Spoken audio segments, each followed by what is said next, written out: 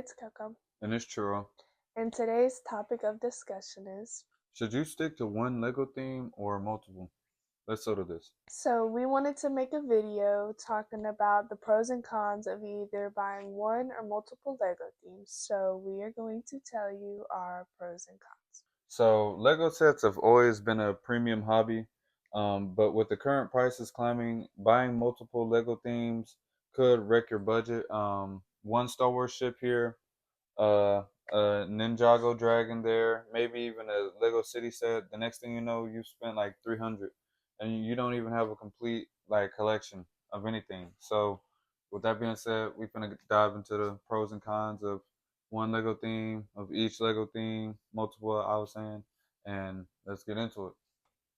So some pros that come with having one theme is consistency, as you can get a cohesive collection with a consistent style and storyline as well. So basically, like say if you had a medieval collection, you could easily like have like factions, like certain factions, like and it'll just make more sense because, like you said, you have a more consistent style. It's easier to keep track of all the pieces, and you can build and make like complex like sets. Just because, say, if you like for instance, say if you have multiple Lego Chima sets and they just stack up, over the series of them dropping each set, and you just collect those sets. Well, when you've got like nearly the entire storyline of sets, shoot, it looks like one gigantic set. Like it looks like one massive set. So there's another pro. It's also cost efficient in certain ways. I'll say because you can find like specific deals that cater to your certain theme, like your certain collection. But with the good, there's the bad. So the first con with starting a just having one theme in general is you have a limited variety in what you can, use. For instance, say if you only did collect Lego Chima, let's say that. Well, you only have like those those um those chess pieces, like those chess plates that they use.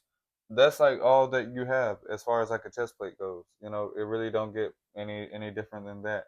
As far as like, oh, you could have like a lion with a medieval suit on, and it, I don't know, but yeah, you definitely have a limited variety there when it comes to that, as well as storyline too. Like you can't really like boss up your storyline. You can't have awesome, fantastic creatures in there, or like it's so limited.